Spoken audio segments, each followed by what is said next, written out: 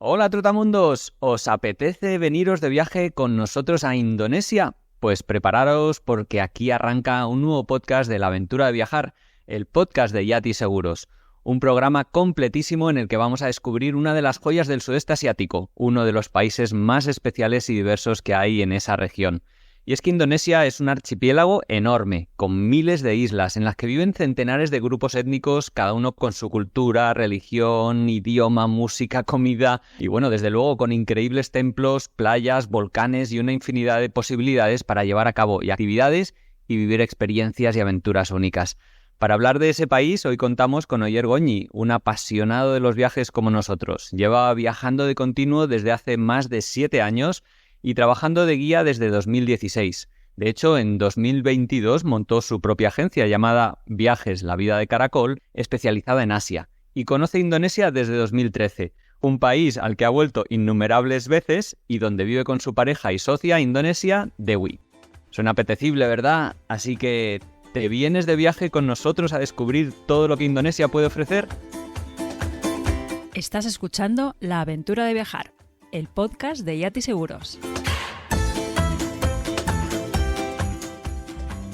Hola, Oyer, ¿qué tal? ¿Cómo estás? Hola Pablo, hola amigo, ¿qué tal? Muy bien, la verdad. Saludos desde Indonesia. Pues oye, precisamente qué mejor lugar, qué mejor conexión para hablar de ese país que tanto te apasiona. Y si te parece, pues me gustaría empezar preguntándote qué te enamoró de ese país, qué es lo que más te engancha, que te hace volver una y otra vez y vivir parte del año en él.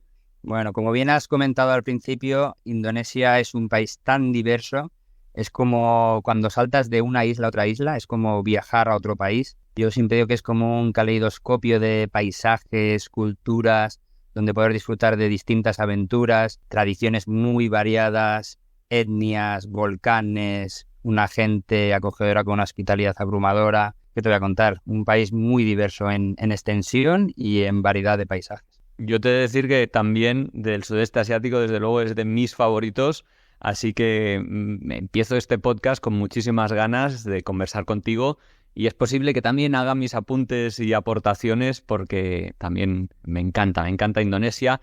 Y si te parece, vamos a empezar hablando de los lugares más importantes, de las islas más relevantes, sobre todo pensando en aquellos que se estén planteando un primer viaje a Indonesia. ¿Cómo nos organizamos en este archipiélago con tantas islas? Oyer, ¿cómo planteamos una primera visita? ¿Cuál sería lo más importante? Teniendo en cuenta que Indonesia tiene más de 17.000 islas, más de unas 1.700 etnias, 700 idiomas, aunque luego hay un idioma oficial que se llama el Bahasa Indonesia, como bien hemos dicho, cada isla tiene sus particularidades. Yo creo que vamos a comenzar de oeste hacia este, desde más occidental, sería Sumatra, aunque Sumatra lo vamos a hablar más adelante.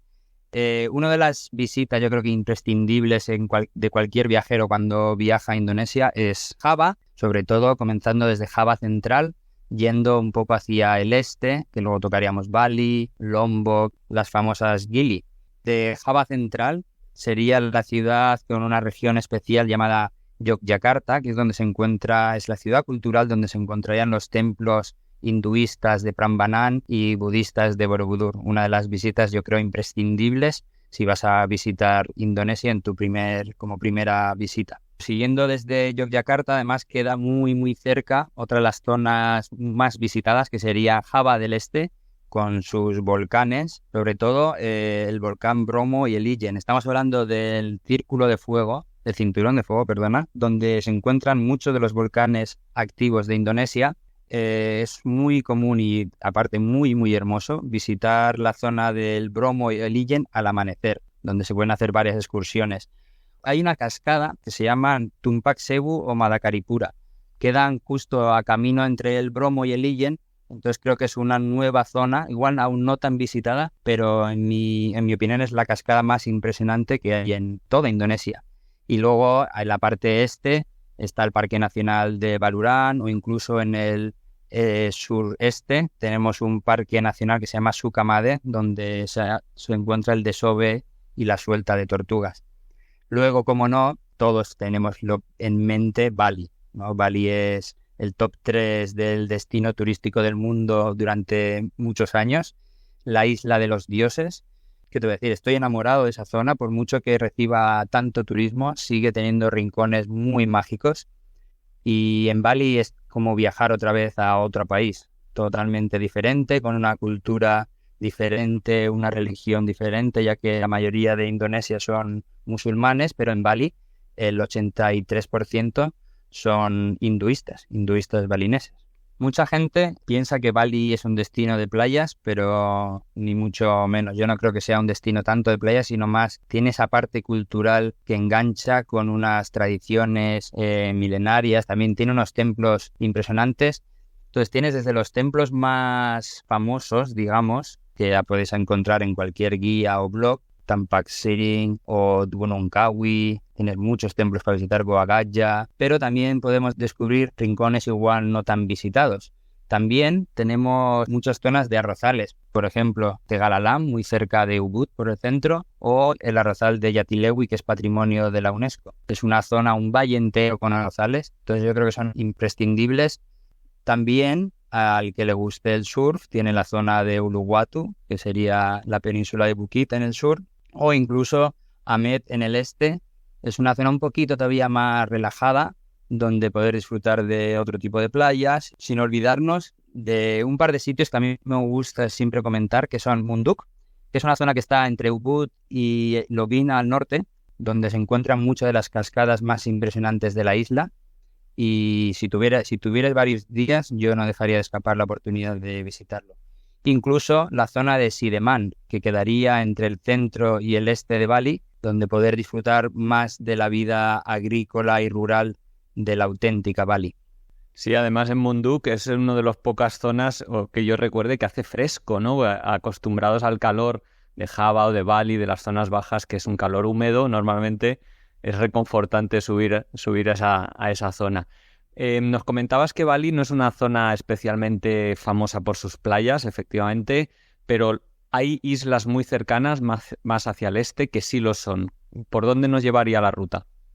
Exacto. Luego, Bali se consta de una isla principal, pero luego hay una zona que se llaman las Nusas, con Nusa Penida, Nusa Ceningan y Lembongan, que ahí sí que encontramos playas impresionantes. Yo creo que algunos de vosotros ya habréis visto imágenes de las playas de Nusa Penida, como puede ser la Diamond Beach, por ejemplo. Son playas con acantilados y es una zona impresionante. Se puede acceder en barco desde la isla principal de Bali, o incluso ya tirando más al este, las famosas Gili. Pertenecen a Lombok, que es la isla vecina, aunque la mayoría de la gente los hace combinados con Bali. Son 3 islas pequeñas donde no existe el transporte motorizado y se constan de Gili Trawangan, que sería un poquito la más fiestera o la más grande, Gili Nemo, un poco más alternativa, más del estilo Honeymoon, y Giliar, que para mí es un poquito la que mezcla un poco las dos, el relax, pero también tiene sus zonas para tomarte algo. Y luego continuaríamos hacia Lombok. Lombok cada vez está recibiendo más turismo y siempre dicen que es como Bali hace 30 años. Obviamente la cultura es totalmente diferente, cambiamos otra vez a la religión mayoritaria, al musulmán, al islam, pero se encuentran una de las playas para mí más hermosas de Indonesia, que están al sur de Lombok. Incluso te diría que también tiene uno de los trekking más impresionantes, más espectaculares que puedes hacer en Indonesia, que es el trekking del volcán Rinjani. Podrías hacerlo en 2 días, 3 días, hay varias excursiones y para mí es una de las excursiones imprescindibles si estás cerca de Lombok. Genial, yo la verdad es que esa me la salté porque, bueno, fuimos en avión, saltamos directamente a Flores, que supongo que también debe ser, en tu manera de verlo, una de las imprescindibles. Correcto, eso es. Ya podríamos saltar a la isla de Flores, que ya se encuentra en el este de Indonesia. La zona por excelencia sería el Parque Nacional de Komodo, es donde podríamos encontrar el dragón de Komodo. Es el único lugar del mundo donde encontramos este inmenso reptil, aparte de la playa de arena rosa por una especie especial de coral que hay, y sin obviar su magnífico fondo marino y lleno de corales, de vida, de mantarrayas, de tiburón ballena. Vamos, es un espectáculo no solo las islas y los animales, sino también lo que podemos encontrar bajo el agua.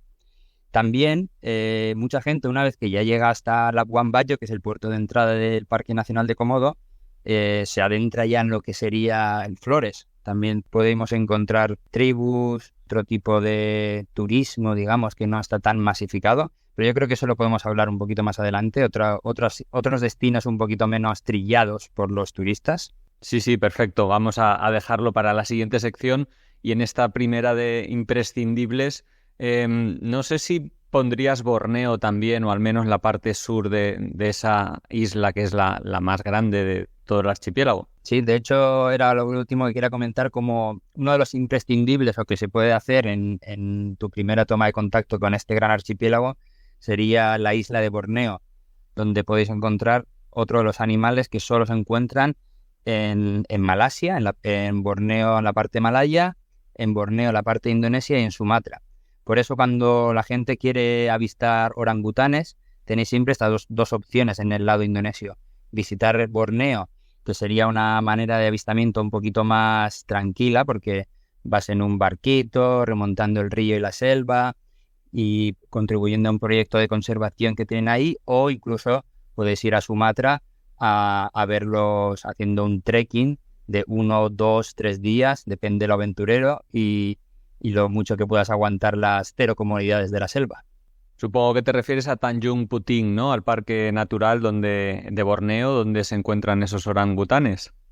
Exacto. En la parte de Borneo sería el Parque Nacional de Tanjung Puting, donde, como he dicho, lo más común es subirte a un klotok, es un barco tradicional remontando el río durante 3 días, 2 noches, o incluso si ya quisieras hacer un trekking para el avistamiento, podrías viajar a Sumatra, al Parque Nacional de Bukit Lawang, donde podéis hacer trekkings, como he comentado antes, de un día, de 2 días, 1 noche, incluso 2 noches, incluso más para adentrarte en la selva y no solo ver orangutanes, sino más vida salvaje.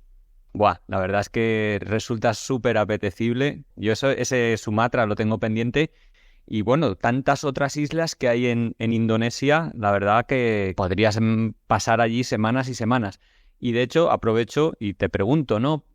Nos has estado contando cuáles eran las islas principales, algunas cosas que ver en cada una de estas islas. Luego hablaremos de cómo organizar un viaje y cuánto tiempo pasar en cada isla y demás.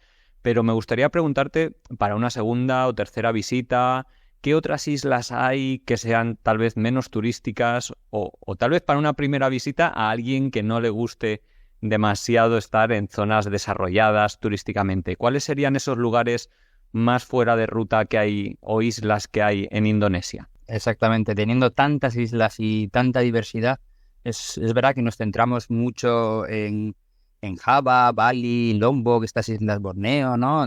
Un poco lo que más conocemos. Pero yo siempre digo que si tú, por ejemplo, ya estás en Yogyakarta y en vez de dedicarle un día o 2, que la gente suele hacer el templo, los templos, un poco la ciudad, la parte cultural, y luego ya directamente salta a los volcanes, por esa zona puedes encontrar la costa de Pacitan al sur. Podéis ir a 2-3 horas al norte a la provincia de Magelang, que es una zona montañosa, agrícola, con vida local. Incluso al norte de Java Central se encuentra una isla que se llama Karimunjawa. Para mí ha sido uno de los grandes descubrimientos que hice el año pasado. Ya conocía de esta isla, pero es de estas islas que todavía ves que no tiene ese turismo masivo, pero que siempre va a haber algún aventurero, playas paradisíacas, un parque nacional increíble. Entonces, si ya que estáis cerca, siempre os podéis plantear ir a esa zona. Y luego, como bien decías, Sumatra para mí es otra de las zonas que igual la gente lo salta, o si solo va a Sumatra, es como que solo van a ver los orangutanes en Bukit Lawang, como comentábamos, pero que tiene unas zonas para mí que son también increíbles. Ya sería el norte-norte, la provincia de Banda Aceh, hay una isla que se llama Pulau We o Sabang, con un fondo marino increíble, playas, te diría que para ti solo, o el parque, es un parque geotermal de la Patrimonio de la UNESCO que se llama el Lago Toba. Es una caldera enorme donde dentro, es curioso porque es una isla donde dentro hay un lago enorme con otra isla dentro. Si estuvierais en Sumatra y os apetece recorrer un poco, puedes sumarle estas 2 zonas o incluso ir más al sur y son destinos más conocidos por el surf, como serían Nias o las Mentawai, pero en Mentawai también encontramos a la tribu de los Mentawai. Entonces, vamos, que puedes pegarte otro mes entero en Sumatra, aunque obviamente yo creo que si puedes, luego ya hablaremos del tiempo que podemos dedicarle cada uno, pero siempre puedes viajar más de 2-3 días de los orangutanes. Oye, Oyer, yo no sé si Sulawesi es una de las islas que tenías en mente para esta sección. Yo recuerdo que me gustó mucho visitarla porque a pesar de que tiene zonas muy famosas, prácticamente toda la isla es muy poco visitada, seguramente porque sea muy difícil desde el punto de vista logístico. ¿Sulawesi que entraba en esta categoría para ti? Correcto, Pablo, ¿cómo me conoces? Sulawesi, de hecho, para mí es una de las islas favoritas. Es muy diverso. Es verdad que, como bien dices, una de las dificultades de Indonesia son los saltos entre islas. Ya pueden ser en barco o en avión. Logísticamente hay que dedicarle bastante tiempo o incluso pues que dejar que alguien te lo organice. Pero para los aventureros intrépidos siempre va a haber un vuelo y autobuses públicos para moverte por toda la isla o por cualquiera de las islas. Por ejemplo, en Sulawesi, uno de los destinos más comunes sería la Tanah Toraja, la Tierra Toraja, una etnia que tiene una particularidad o peculiaridad en su manera de ver el más allá. Entonces tienen unos ritos funerarios muy curiosos. No lo quiero desvelar, pero bueno, cualquiera puede preguntarme o puede informarse en muchos de los blogs que hay sobre Indonesia. Incluso su manera de organizar los cementerios. Luego, para gente más intrépida que quiera recorrerse Sulawesi, aparte de la isla principal, al norte de Manado, que sería la capital del norte de Sulawesi, hay unas islas que se llaman Bunaken o incluso las islas Togean. Son esos paraísos perdidos donde no va mucha gente, también zona para buceadores. Yo creo que es una de las islas que merece la pena, pero ahora te voy a hablar otras que la gente igual o ni le suena o ni se ha planteado ir, como podría ser en Indonesia, en la parte este, la isla de Sumba. Entre febrero y marzo hay una celebración que se llama el Festival de Pasola, donde distintas tribus de la isla enseñan un poco sus habilidades a caballo, peleando una tribu contra las otras, un poco para conmemorar o celebrar la estación de plantación del arroz. Y tiene esa mezcla también de religiones, de animismo, catolicismo. Sí, creo que son otra de los sitios todavía aún por descubrir, ya por no hablar de la zona de Molucas. Hay unas islas, se llaman las Kei, las islas de Kei, y eso ya es un paraíso. El problema o el hándicap de esos lugares es lo que cuesta llegar. Entonces hay que dedicarle mucho tiempo. Y ya por terminar, tirando ya hacia lo más al este de Indonesia, sería Papúa. Papúa, mira, es una de las zonas que todavía no conozco y una de las razones principales es que sale económicamente muy caro. Ya sea para hacer unos trekkings, para conocer a las tribus que allí habitan, donde hace menos de 100 años todavía eran caníbales, muchos de esas tribus, o la famosa zona conocida como Raja Ampat, uno de los mejores buceos del mundo. Se nota que me gusta bucear, pero aparte del buceo, tiene unos paisajes, es un sitio impresionante. Por favor, googlear Raja Ampat y os vais a enamorar de esa zona. Pero bueno, que espero conocer el año que viene. Sí, la verdad es que hay, como decías, un archipiélago con miles de islas. Aquí la aventura está disponible para aquellos que decidan tener tiempo, ¿no? Porque al final, como decías, se requiere de mucho tiempo. Y esto es un poco lo que me gustaría empezar a desmembrar ahora un poquito, a desmenuzar cómo organizar una ruta, porque habrá viajeros que tengan 2 semanas, habrá otros que tengan más tiempo, 3 semanas, incluso hay gente que tendrá un mes. Y bueno, me gustaría empezar a preguntarte, para quien tenga menos tiempo, esas 2 semanas, ¿cómo diseñar una ruta que sea razonable? Porque es verdad que mucha gente pretende ver demasiado y Indonesia es un país, yo creo, que requiere dejar mucho tiempo para imprevistos, para retrasos, para problemas que pueda haber, ¿no? Entonces, intentar ver mucho en una primera o en una segunda visita, para mí es un error. Entonces, no sé qué nos puedes recomendar en esa ruta para quien tenga 2 semanas. ¿Qué cosas y cómo organizarnos? Es verdad que hay que dejar tiempo, no solo ya por los imprevistos, sino por el fluir, por dejarte de llevar, por ver un poco más allá de lo que tú ya tenías planificado.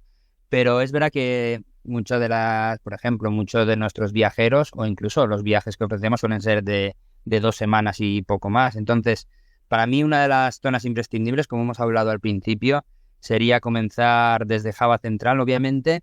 El puerto de entrada a Indonesia suele ser la capital, que es Yakarta, porque los vuelos son los más económicos. Una vez de Yakarta, puedes visitar, por ejemplo, si uno de tus sueños es visitar los orangutanes, pues puedes comenzar por Sumatra o Borneo y luego ya saltas a Java Central. De ahí sería Yogyakarta, la ciudad cultural, ver un poco la amabilidad javanesa también, y el recorrido sería hacia el este, visitando Bromo, si tuvieras tiempo la cascada que os he comentado de Tumpak Sewu, el Ijen, que ya se encuentra al este-este. Nosotros también pues recomendamos Sukamade, pero bueno, es otra zona de las tortugas que se puede saltar porque es como 2 días dedicarle para ver un desove de tortugas, pero si es tu gran ilusión lo puedes hacer.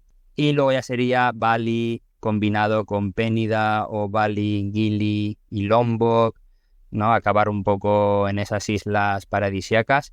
Y Bali lo mismo, le puedes dedicar 2, 3 o una semana. De hecho, hay gente que solo dedica los 10 días a Bali y ve alguna otra parte. En una distribución temporal de esta ruta que nos has planteado, ¿cuántos días dedicarías a cada isla? ¿Cuántos días le pondrías a Java, por ejemplo? Vale, sí, sería más o menos en Java unos 5 o 6 días con los volcanes, 5 o 6 en Bali y luego acabar un poco en las islas paradisíacas de las Pénida o incluso en las Gili, que ya pertenecen a Lombok, y luego ya regresar incluso desde Bali o vuelta a Yakarta. Perfecto. Bueno, yo me permito destacar que lo hablaremos un poquito más adelante, el tiempo, ¿no?, que se requiere de llegar de un lado a otro, que no intentemos hacer demasiado.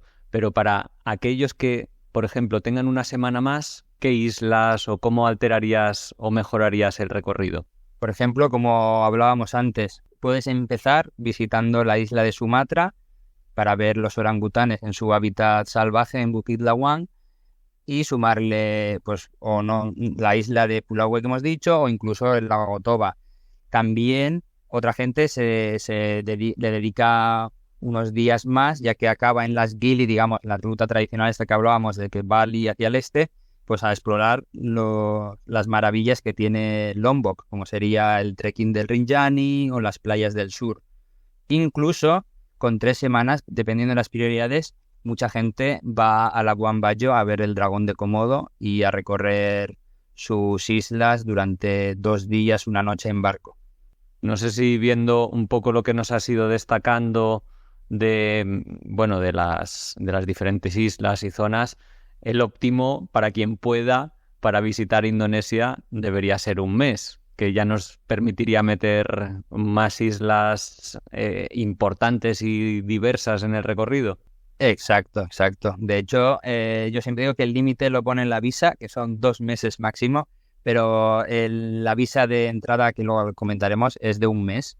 Y en ese mes, aparte de Sumatra, Java, Borneo, la parte de Tanjung Putih, Bali, Lombok, Labuan Bajo y Flores, siempre puedes sumar muchas más islas, ya sean la zona de Bunaken y Togean que decíamos en Sulawesi, o incluso Sumba, y ya para los que tienen un presupuesto un poquito que se pueden dejar algo más de dinero y les apetece descubrir de verdad zonas muy inaccesibles, sería ya la zona de Molucas o incluso Raja Ampat, o si tu sueño es ver las tribus, yo sin dudarlo me iría a Papúa. Bueno, es que eso en sí mismo ya debería ser un viaje, yo creo, porque, bueno, se requiere de tiempo, de dinero y de ganas de aventura, ¿no? Porque es verdad que no lo hemos mencionado mucho hasta ahora, pero las islas principales sí que tienen unas infraestructuras razonables, pero a medida que vamos hacia el este, principalmente, todo se va complicando o se va haciendo más aventurero, se podría decir, ¿no? Es verdad que no es como el resto de sus países vecinos, ¿no? Por ejemplo, yo lo puedo comparar con Vietnam o Tailandia, donde la infraestructura para el turismo está muy hecha, muy bien hecha. En cambio, Indonesia, aunque habláramos de Java, al final siempre hay muchos tours organizados, puedes viajar, el transporte público en tren funciona muy bien, en Bali parecido, hay muchos tours. Luego, como has dicho, cada vez que vas un poco más al este, todo cuesta. Y si sois como nosotros, que nos gusta mucho andar en transporte público, pues hay que dedicarle esos días también. Pero dentro de eso también se encuentra la aventura, ¿no? El probar, el buscar tu transporte, en perderte. Sí, yo creo que hay que dedicarle también esos días que comentabas antes de traslados o de imprevistos, que en un mes, al final, el que quiere ver muchas cosas no disfruta tanto. Así que yo recomiendo siempre 2 semanas, pues no moverte mucho, ver estas 2-3 islas y ya está. O tengo un mes, pues le sumo una cosita más. O mi sueño es ir a ver las tribus o el pájaro del paraíso a Papúa, pues me dedico solo a esta zona. Depende un poco también del gusto de cada viajero. Claro, eso es lo más importante, que nosotros estamos dando recomendaciones y sugiriendo itinerarios, pero cada cual tiene que pensar en qué es lo que le motiva, ¿no? A uno, si son más las playas o el submarinismo, el turismo activo o el turismo cultural. Si te parece, Oyer, vamos a empezar aunque ya los hemos empezado a esbozar, con algunos aspectos prácticos más del día a día. Nos has comentado que, bueno, que un tiempo mínimo serían esas 2 semanas aproximadamente, tal vez algo menos, pero para compensar un viaje tan largo desde España o desde América, como mínimo asumamos esas dos semanas. Pero nos comentabas que el visado máximo tiene validez para 2 meses. ¿Cómo es esto? ¿Te dan 30 días de entrada, pero luego cómo funciona? Vale, buena pregunta. Para los españoles y muchos países de Latinoamérica hay un visado que se llama Visa on Arrival, visado a la llegada, y consta de un pago que tienes que hacer de 33, bueno, dejémoslo en 35 euros, y te permite estar en Indonesia 30 días. Luego lo que sí existe es una extensión de visado. No es nada práctico ni nada fácil, es la verdad, no lo pone muy fácil, pero al final consiste en pagar. Tú puedes perder varios días yendo a inmigración a que te lo extiendan o pagar a un agente y ellos te lo tramitan. Podrías quedarte ya 2 meses en el país. Y si, es que por lo que tengo entendido, también podríamos ir con ese visado ya preparado desde la embajada, ¿no? Un visado de 60 días. Exacto. Si tú, por ejemplo, ya tienes claro que te vas a quedar 2 meses o más de un mes en Indonesia, yo lo que recomiendo es hacerlo a través de la embajada de tu país, a través de la embajada de Indonesia en España, por ejemplo, ya que te ahorras esos quebraderos de cabeza y ya directamente lo puedes hacer online. También la visa de entrada de 30 días lo podéis hacer online y así ya no llegas y tienes que ir al puesto a pagar y tal, y bueno, pues un poquito más que te ahorras en la entrada del país, que ya sabes que siempre cuando llegas cansada de los vuelos es lo que menos apetece, aunque es verdad que es una burocracia bastante ágil en los aeropuertos. Genial. Oye, ¿y cuándo sería la mejor época del año para visitar Indonesia? Como muchos de los países que se encuentran cerca del Ecuador, hay una época seca y una época de lluvias o de monzones. Es verdad que ahora con el cambio climático el tiempo está loco, pero en todo el mundo, la estación seca sería desde junio a octubre. Esa sería la época ideal, aunque también yo lo he visitado durante todo el año y no es un gran inconveniente la época de monzones, a no ser que vayas a una isla y solo busques playa, obviamente, pero desde Semana Santa hasta octubre yo creo que es buena época, pero si pudiera elegiría los meses de junio, septiembre. No obstante, hay que mirarlo un poco bien el calendario y hacer un poco de investigación porque es un país tan extenso que no tiene mucho que ver la isla más occidental, como puede ser Sumatra, con la climatología de islas más remotas como Papúa o las Molucas, ¿no? Eso hay que tenerlo bastante en cuenta. Y, oye, ¿cómo es el tema del monzón? ¿Cómo se vive allí? Porque hay mucha gente que le echa para atrás el tema de la lluvia. ¿Un monzón normalmente representa una lluvia constante a lo largo de todo el día o es más lluvias muy torrenciales? Sí, buena pregunta también. Depende también de la época. En Navidades, por ejemplo, suele llover mucho, ¿no? Yo que estaba en esa época viviendo unos meses en Bali, llueve casi todos los días. Pero es verdad que el monzón, como decía antes, no implica que te vaya a fastidiar como pensamos, ¿no? Las vacaciones, porque normalmente suele llover pues a la tarde, a la noche, 1 hora, 2 horas. Puede ser que algún día esté lloviendo, no excesivamente, pero lloviendo durante todo el día, pero por norma general suele caer una tromba de agua bien fuerte a la tarde y ya está. Entonces no es que te vaya a, como comentaba, fastidiar, entre comillas, las vacaciones, por lo que si solo dispones, por ejemplo, de Semana Santa para viajar a Indonesia, puede ser una buena época también. Perfecto. Ya sabiendo un poquito cuándo podemos viajar a Indonesia, nos gustaría preguntarte a dónde se llega, desde dónde, digamos, cuáles son los principales aeropuertos de entrada del país.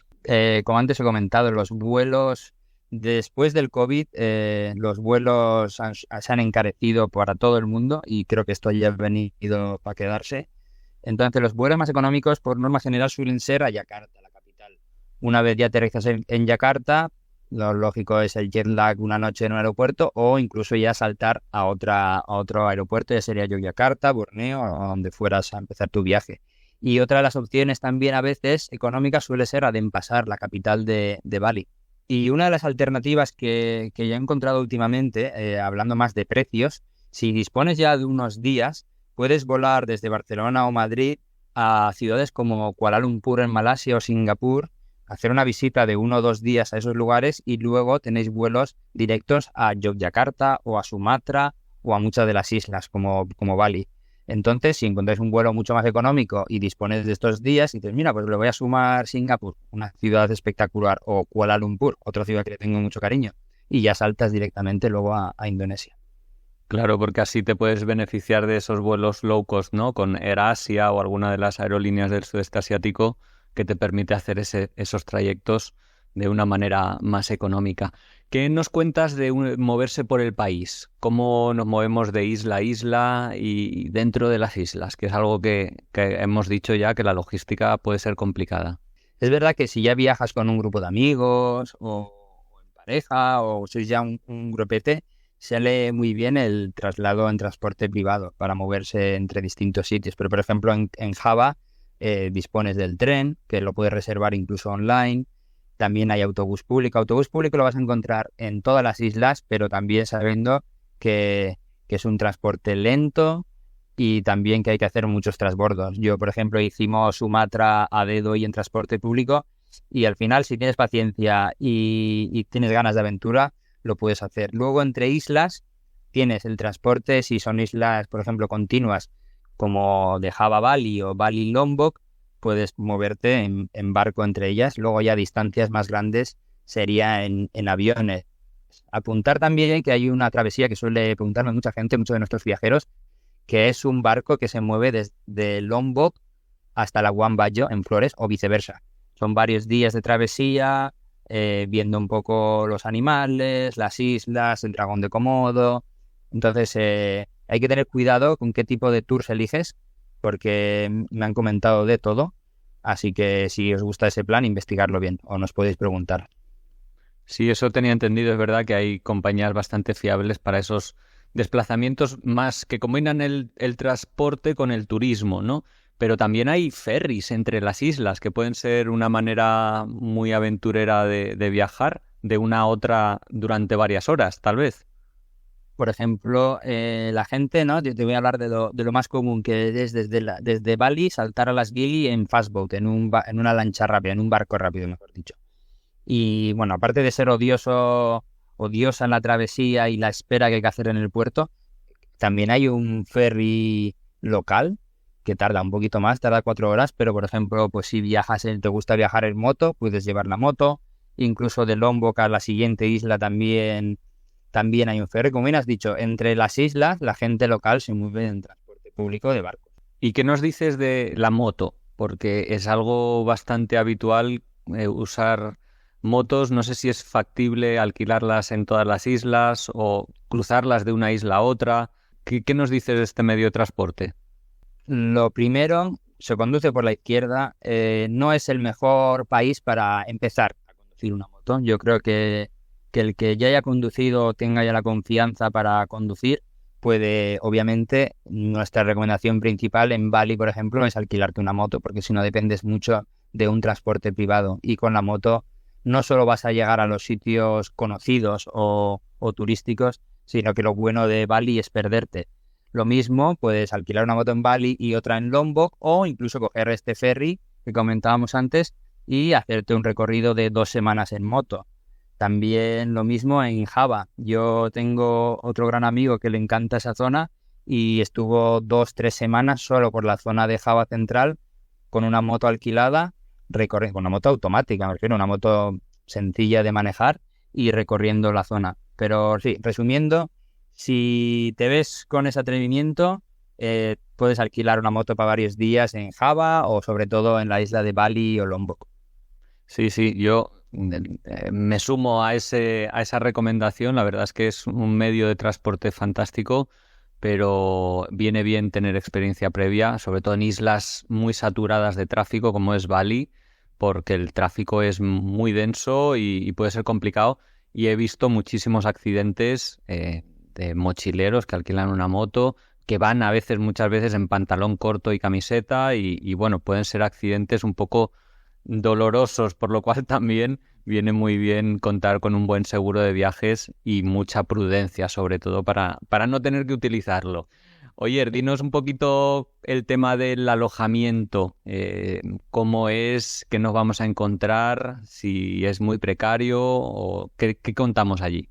Sobre alojamiento, depende un poco del presupuesto que tenga cada viajero.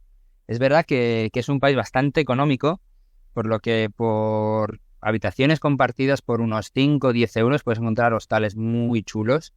Y luego con un presupuesto de 20 euros por habitación hay sitios, la verdad que muy bonitos. Depende también la zona, obviamente. Estamos hablando más de Java, Bali, Lombok. Y luego ya alojamientos buenos entre 20, 40 euros y de ahí para arriba ya sería lujo, como estos hoteles que nos imaginamos, ¿no? En la selva o con piscinas Infinity Pool, ya se va de 100 para arriba a 200. Fíjate, una de las cosas que me sorprendió cuando yo me fui hacia Flores, zonas menos turísticas, claro, es que los precios subían en vez de bajar, porque al haber menos competencia, pues el alojamiento se encarecía sensiblemente, ¿no? Esto es algo muy bueno de Indonesia, que por la competencia que hay, los precios son súper económicos. No sé si en otros aspectos como la comida también se podría decir que es un país económico. Añadiendo lo que tú decías, en Bali, por ejemplo, con la competencia que hay, por unos 10 euros, incluso 20, tienes alojamientos muy, muy buenos y, como has dicho antes, te vas a otras zonas más remotas y los precios suben y la calidad a veces un poco baja. Sobre la comida, si te gusta la comida callejera, comer comida local, son platos típicos indonesios que tienen un poquito de picante o bastante picante, pero siempre puedes pedir sin picante. Digamos que un plato en un restaurante local puede costar entre 2, 5, 7 euros. Digamos, ya si comes en los puestos callejeros hablamos de 2, 3 euros. Si te vas a un restaurante local sería entre 3 y 7 euros. Y pensando en cómo es la comida, ¿cómo la describirías? ¿Qué ingredientes? Supongo que hay mucha variedad entre islas, pero ¿qué nos espera? Claro, teniendo tantas islas, cada isla digamos que tiene su plato particular o diferente y también diferentes especias o maneras de cocinar, pero como comentaba, primero la comida suele picar, siempre podéis pedir no picante y se basa sobre todo en un combinado de arroz, noodles y sopa. Obviamente dentro de los noodles tienes mucha variedad de noodles. El arroz frito sería el nasi goreng, es uno de los platos típicos de esta zona, aunque lo preparan con un toque diferente al resto de los países del sureste asiático, ¿no? Un poco más caramelizado, con una salsa de soja dulce que solo se encuentra aquí. También encontramos el saté ayam, que son unas brochetas de pollo con una salsa de cacahuete exquisita. El gado gado, que es como una ensalada también con una salsa de cacahuete. El tempe, que para mí es digamos, el producto es una soja fermentada, normalmente la fríen y está riquísima. Sí. Me gusta comer, así que la verdad que la comida indonesia me encanta. A mí me gustaban mucho los masakan padang, que es ese formato de restaurante en el cual la comida está expuesta en las vitrinas, que ya está preparada, y en los que son muy populares, que hay mucha rotación del producto, es muy seguro comer, pero que le vas seleccionando, le dices al tipo, ponme un poquito de arroz, un huevo duro, un pescado con curry, y te vas formando tu plato. Este formato de comida es típico de alguna región. Sí, Padang se encuentra en Sumatra, entonces el Masakan Padang se ha extendido ya por toda Indonesia, pero como bien dices son unos puestos donde te exponen la comida está expuesta y como bien has dicho está en constante movimiento porque la gente va ahí y va comiendo, entonces normalmente tú eliges nasi putih, que sería el arroz blanco, y le vas añadiendo lo que más te gusta, el tempe, unas verduritas, un poco de pollo, un pescado, un curry de pollo, entonces digamos un plato combinado. También no confundamos con el nasi campur, que sería otro tipo de plato combinado más de la zona de Bali, que significa un arroz con mezcla, con cosas. Aunque suene un poco así, sería un arroz con diferentes cosas. Pero como bien comentábamos antes, en cada isla tiene un plato especial, ¿no? Por ejemplo, el nasi gudeg, que es con la fruta del jackfruit, y con coco y azúcar de palma, que es de Yogyakarta. En Lombok tendríamos otra comida y tal y tal. Pero bueno, resumiendo, el arroz y los noodles serían la comida principal y la dieta principal, sobre todo el arroz. Oye, y cambiando de tema, pensando más en actividades, en aquellos viajeros que les guste hacer cosas aparte de ver y disfrutar con los paisajes y las gentes, ¿qué actividades serían más destacadas, grosso modo, en este país? Teniendo tanta variedad, pero bueno, resumiendo un poquito, sería, por ejemplo, ver amaneceres en volcanes, que no vas a encontrar muchos países con tantos volcanes juntos y seguidos. Entonces puedes hacer muchos trekkings a volcanes, ver el amanecer. También tiene la mayor diversidad de corales del mundo, entonces tiene para los submarinistas es el paraíso con muchos puntos de buceo muy diversos, desde corales, desde peces muy diferentes. Y resumiendo sería eso, los trekkings a los volcanes. También tienes el avistamiento de fauna salvaje, como los orangutanes que solo se encuentran en Indonesia y Malasia, o el dragón de Komodo que solo se encuentra en Indonesia. Para los ornitólogos también es un paraíso desde la zona de Raman Raman en Sulawesi o en Papúa para ver el pájaro del paraíso.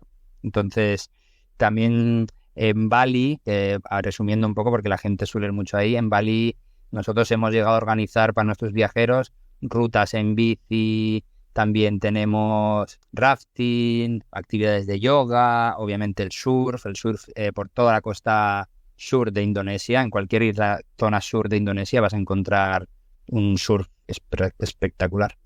Oye, me gustaría, hemos ido mencionando un poco los presupuestos de comida, de alojamientos.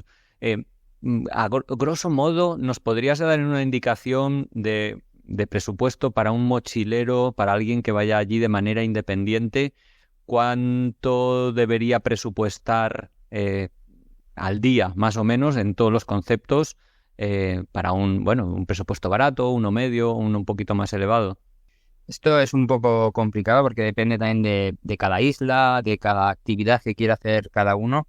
Obviamente, ya sabemos, hay muchas maneras de viajar más económico, ya sea a dedo, haciendo couchsurfing, obviando esas opciones. Yo te diría que un presupuesto medio de unos 30-50 euros por día, incluyendo también de todo, ¿no? El alojamiento, transporte, comida, las actividades que quieras hacer. Alrededor de eso estaría cada día. Luego habría que sumarle los vuelos internos. De ahí, yo creo que con entre 50 y 100 euros ya sería un presupuesto bueno para igual hoteles de más calidad, restaurantes o una restauración un poquito más elegante o actividades un poquito más caras.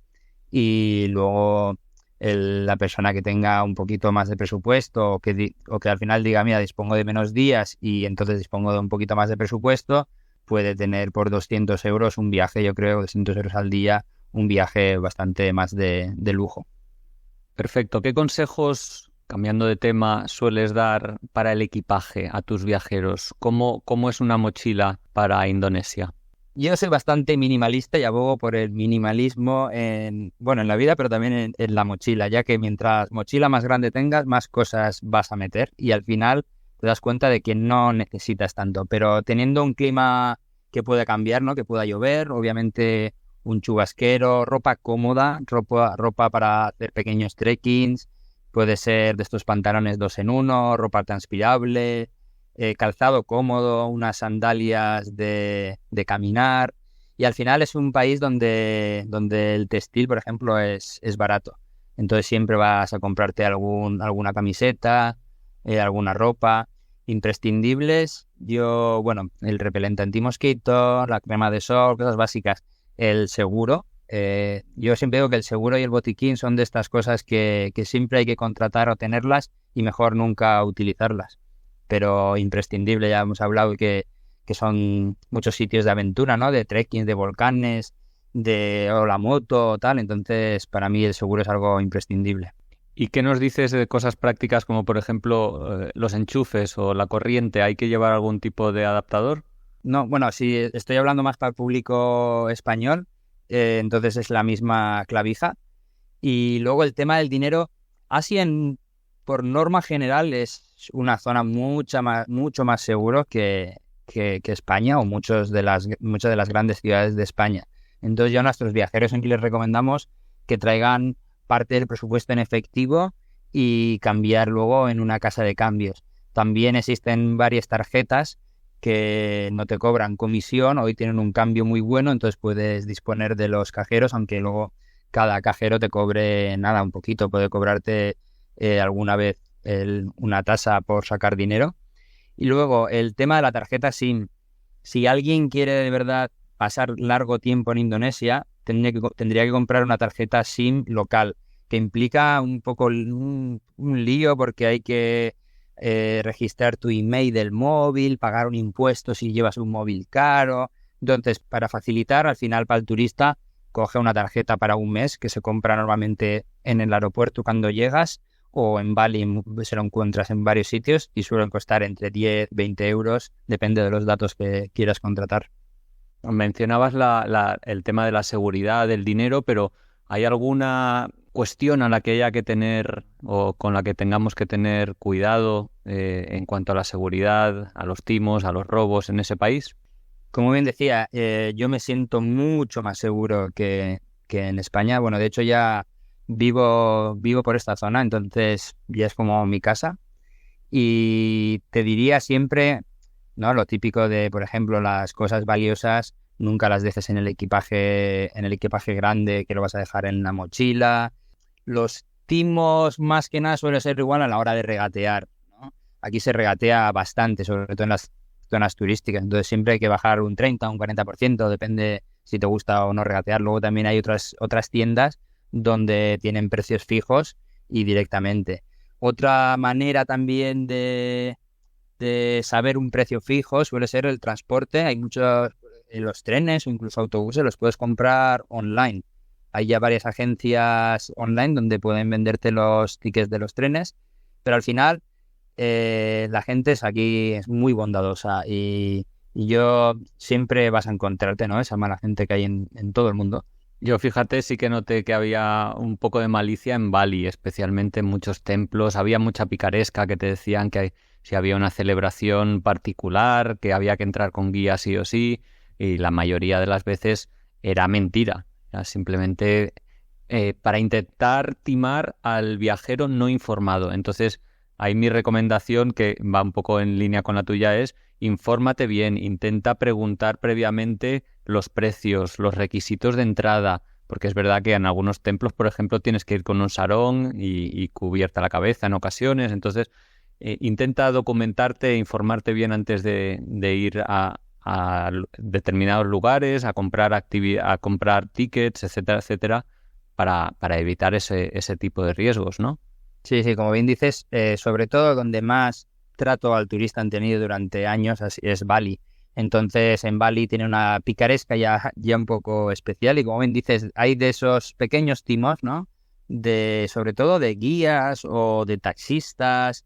Entonces, lo mejor es ir con bastante información o al final, si no dispones ni del tiempo, te supone mucho estrés pensar en todas estas cosas, tener a alguien que te pueda organizar o con una asesoría de viaje o viajes en grupo o sobre todo pues, si ya viajas en pareja, ¿no? Y quieres hacer un viaje pero no quiero preocuparme, pues puedes contratar con una agencia desde España o incluso en el destino o contratar una asesoría que ya al final es gente que conoce bien el país y te va a hacer que disfrutes del país de una manera yo creo que un poquito más auténtica sin tener que preocuparte de estas cosas que dices, ¿no? De qué tengo que llevar, cuánto me va a costar, si me van a timar o no. Pero en principio, fuera de Bali, te diría que no hay grandes timos. Lo que sí, hay que tener siempre cuidado y precaución con tu dinero, pasaporte y tal. Yo eso siempre lo llevo encima. Una pregunta paralela a esta es sobre las costumbres locales. Tú que ahora vives allí mucha parte del tiempo y la mayoría del país siendo musulmán, no sé si hay costumbres locales que debamos tener en cuenta desde ya o varían tanto de una isla a otra que es mejor informándose a medida que viajamos. Bueno, al final es como bien decíamos, ¿no? Cada isla es un mundo.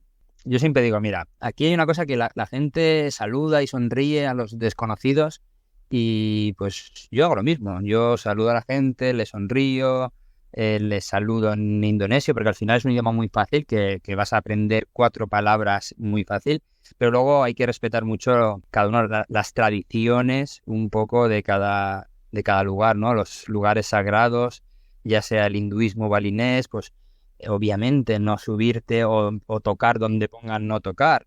También hay un respeto hacia los mayores. Luego no se suele apuntar con los pies a la gente porque los pies suelen ser la parte más impura y a la vez no se suele tocar la cabeza a los niños, aunque ya vivimos en un mundo globalizado donde esa práctica cada vez es menos extendida, ¿no? Lo de tocar, o sea, que digamos que es más extendida en el mundo globalizado, lo de tocar a los niños en la cabeza, entonces ellos también ya lo ven con algo un poquito más de naturalidad. Antes nos señalabas, Oyer, pues la importancia que tiene el viajar con un seguro y me gustaría preguntarte un poquito más al detalle cómo es la atención médica allí y alguna, no sé, pauta de recomendaciones a la hora para no caer enfermo, no tener accidentes. ¿Qué nos puedes decir? Mira, yo he utilizado el seguro Yati creo que 2 veces en todos mis viajes a Indonesia y han sido por cosas muy leves, de problemas de garganta o bueno, cosas un poco que te pueden pasar también en España. A ver, yo estoy muy acostumbrado a la comida de aquí, ya no me sienta mal, pero obviamente mirar qué tipo de comida vas a comer. Si vas a comer en un puesto callejeros, pues que sea limpio. No te diría no tocar nunca a los animales salvajes, ni perros de la calle, porque a veces son peligrosos, por mucho que contraproducente decía, porque a mí me gustan mucho los perros y me gusta acariciarlos, pero también hay que tener mucho cuidado en cada uno. También el tema de las vacunas. No hay ninguna obligatoria, aunque sí recomendadas. Tenemos, por ejemplo, la hepatitis A y la fiebre tifoidea, que son las vacunas recomendadas más imprescindibles, diría yo. Oye, el tiempo, está volando. Hablando sobre este país que tanto nos entusiasma a los dos, me gustaría ir cerrando poco a poco el programa. Una pregunta que no te he hecho es sobre el idioma. ¿Cómo va a ser de fácil comunicarnos, por ejemplo, en inglés? ¿Y cuánto de difícil es el idioma local? En los sitios turísticos como Bali, Java, Sumatra, la gente que trabaja en el turismo suele chapurrear en inglés, pero nunca está de más aprender un poquito del Bahasa Indonesia, del idioma indonesio. Es relativamente fácil comparado con otros países vecinos. Primero porque se escribe y se lee tal cual lo diríamos nosotros, menos un par de la C, por ejemplo, que dice cha, che, chi, cho, chu, o la H, pero es un idioma bastante fácil. Entonces, te aprendes las cosas básicas, ¿no? De saludar, dar las gracias, pedir la comida, no picante. Entonces, entre ellos te lo van a agradecer. Luego, obviamente, lo que antes comentábamos, hay más de 700 idiomas. Entonces, en cada región, en Bali hablan balinés, en Java hablan javanés, en Sumba sumbanés.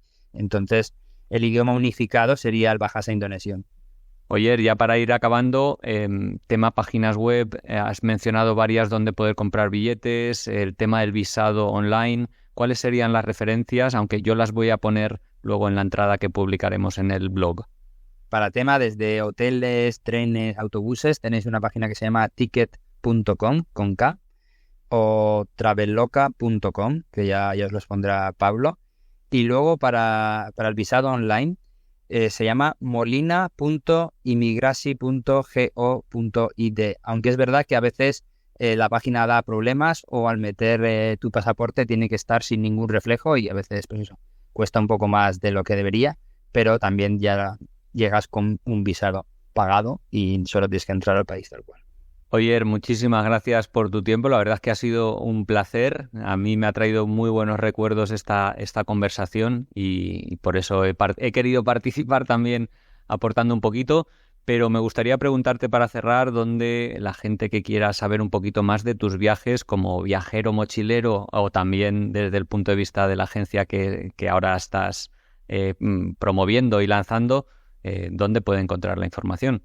Vale, lo primero ha sido un placer también, Pablo. Encantado de hablar contigo. De hecho, me acuerdo que la última vez que nos vimos con Isier contigo fue en Bali, ¿verdad? Correcto, sí. Los cuatro, sí.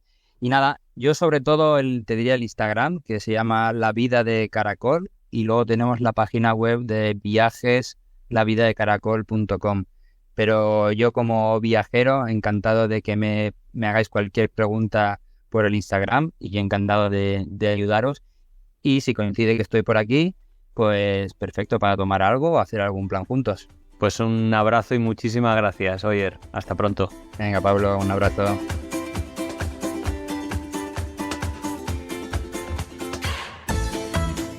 Y a ti que estás al otro lado de los auriculares, pues también darte las gracias por la escucha. Ojalá que te haya parecido un programa interesante y práctico y te haya ayudado a conocer un poco mejor Indonesia y a preparar, quién sabe, tu próximo viaje. En el blog de Yati Seguros hemos preparado una entrada con los lugares mencionados, las páginas web, información adicional y fotos de muchos de esos sitios tan especiales. Encontrarás el enlace en la descripción de este programa. Desde luego, me permito recordarte la importancia de viajar con un buen seguro de viajes que te cubra los 1001 problemas que pueden surgir en cualquier aventura. Y más en un país con la atención sanitaria pública precaria y la de calidad pues privada y bastante cara. Para un viaje a Indonesia recomendamos el Yati Mochilero, que tiene enormes coberturas que cuidarán de ti en todo momento, pero con la mejor relación calidad-precio. No solo cuentan con 500.000 euros de asistencia sanitaria, sino que te cubre deportes de aventura, daños corporales en vehículos a motor, protección ante desastres naturales, pérdida de equipaje o robo, y todo ello además sin franquicia ni tener que adelantar dinero para recibir la asistencia médica, entre otras ventajas. Y con atención 24 horas en español, en caso de que necesites asistencia. Para 2 semanas cuesta poco más de 68 euros y para 3 semanas, por ejemplo, solo 88 euros. Si te ha gustado el programa y aún no estás suscrito a La Aventura de Viajar, te animamos a hacerlo en tu plataforma de podcast habitual para no perderte ningún nuevo programa. Estamos en iVoox, en Spotify, Apple Podcasts, Podimo, entre muchas otras, y en YouTube también, donde colgamos estos programas. Y desde luego, pues te agradeceremos mucho que nos dejes un comentario o una reseña del programa o que lo compartas entre quienes creas que lo pueden disfrutar. Ya sabes que para cualquier cosa nos puedes encontrar en redes sociales como @yatiseguros o en yatiseguros.com. Te envío un saludo y nos escuchamos, ojalá, en el siguiente programa.